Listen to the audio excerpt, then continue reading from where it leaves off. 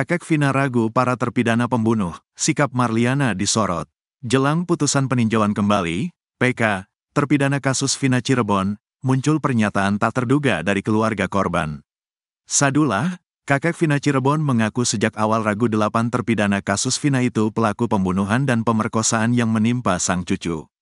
Kakek Vina mengaku memasrahkan kasus ini kepada polisi, karena itu dia enggan mengikuti sidang PK yang diajukan para terpidana. Kita sudah serahkan pada kepolisian. Jujur kita orang awam, gak tahu masalah hukum. Pasrah pada kepolisian saja, ungkapnya dikutip dari tayangan Nusantara TV pada Jumat, tanggal 4 Oktober tahun 2024. Diakui Sadullah, dari awal kasus ini dikatakan kecelakaan tunggal, pihak keluarga percaya saja. Karena itu, begitu jasad almarhum tiba, langsung dimandikan dan dimakamkan. Baju, rambut saya buang ke laut. Karena kita percaya, katanya. Kepercayaan pihak keluarga mulai goyah saat mengetahui teman Vina, Linda, kesurupan. Setelah ada kesurupan, baru kagetnya di situ. Curiganya kok badannya rusak, batok kepalanya hancur, tangan patah, kaki rusak betisnya, kemaluan sampai bengkak. Cuma itu, motor tuh gak apa-apa. HP masih utuh. Kalau kecelakaan tunggal, motor tuh rusak, ungkap kakek Vina. Karena saat kesurupan Linda menyebut nama Egy, jadi Sadullah hanya percaya kalau pelakunya Egy. Saya tidak menuduh si A si B di C, saya tidak tahu bentuknya orang kayak apa, macam apa.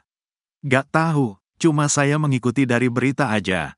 Yang saya pikirkan pelaku utama, si Egy itu, katanya. Terkait ditangkapnya 8 terpidana, Sadullah mengaku dari awal tidak begitu percaya kalau mereka pelakunya. Masih ragu, belum percaya. Karena secepat itu, ditangkap, ungkap Sadullah. Selain itu, lanjutnya, kalau memang dia pelaku, kenapa setelah melakukan pembunuhan, besoknya mereka datang ke tempat itu lagi? Jadi ada kejanggalan, rata-rata kalau melakukan begitu ya kaburlah kemana-mana udah, katanya. Meski ragu, Sadullah tidak mengungkapkan hal itu ke polisi, karena dia percaya ke polisi. Ya, percaya, karena yang tahu kepolisian. Kalau bapak kan gak ngerti. Cuma dipikir sama kita tuh, ada janggal. Kok cepet banget, ungkapnya. Sadullah mengaku percaya pada kesurupannya Linda karena suaranya persis dengan Vina. Namun, setelah Linda kesurupan beberapa kali lagi, dia sudah tidak percaya. Saat memberikan keterangannya ke reporter Nusantara TV ini, Sadullah tiba-tiba ditelepon oleh Marliana, kakak Vina.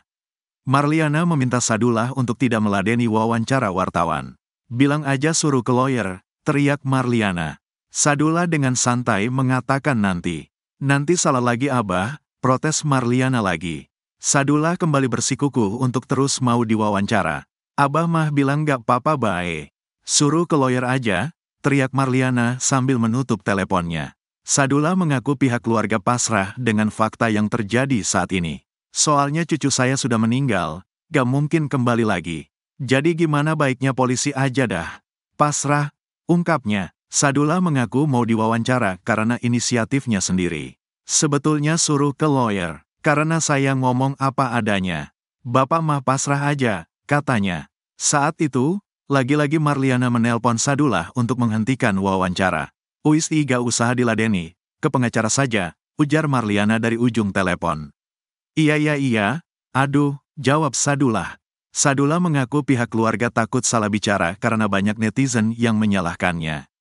Banyak yang menyalahkan keluarga sini, padahal kan keluarga sini korban. Padahal orang yang ditangkap itu urusan polis, bukan disuruh atau diperintah sama saya. Kalau saya pasrah saja, masa cucu saya meninggal gak ada ujung pangkalnya, gak ada ujung kepastiannya, tukasnya.